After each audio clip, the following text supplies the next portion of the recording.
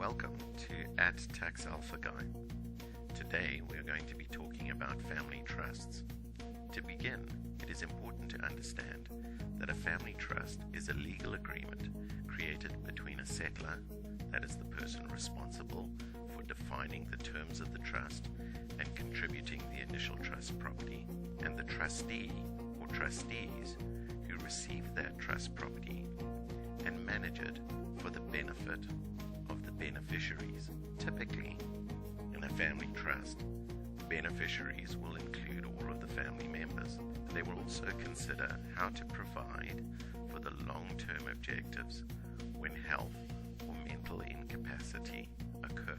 Trusts are also used to fulfill philanthropic objectives in a number of different applications, including religious, education, healthcare, and other charitable causes. Let's take a closer look at beneficial interest.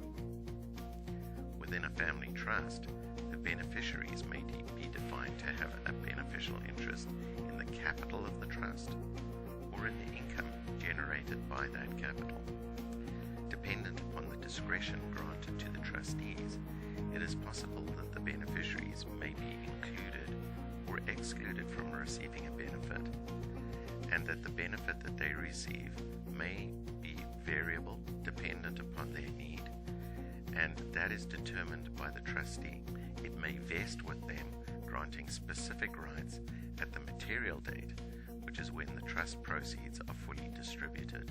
Let us now consider the powers and duties of the trustee. The trustee is responsible for managing the trust property in accordance with the trust deed. To the extent that discretion is provided to the trustee or trustees, they must exercise it in consideration of all of the beneficiaries according to the instructions of the settlor. It is also the trustee's responsibility to distribute the residual trust property at the material date. The role of the trustee is therefore an active and continuous legal or fiduciary responsibility until the trust is discharged. What are the responsibilities of the settlor? Under common law, in order for a trust to be valid, the settlor must have the intention to create a trust, must specify who the beneficiaries are, must contribute the initial trust property, and must designate who the initial trustees are, and should identify who will be the appointer, who is the person that has the authority to remove, replace, or appoint additional trustees when required. In most family situations, the role of settlor is executed by a relative who contributes a nominal value to the trust when it is first established and is not required to play any further role.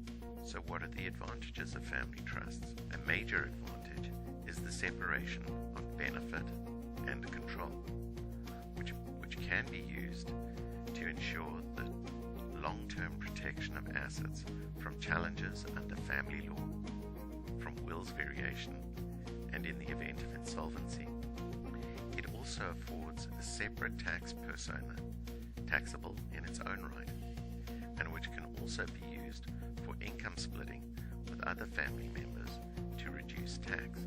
In certain circumstances, trusts can be used to take advantage of the multiple capital gains exemptions for each of the beneficiaries on the sale of a qualifying Canadian-controlled private corporation. Trusts are also commonly used to effect tax deferral in succession planning and in intergenerational wealth transfer.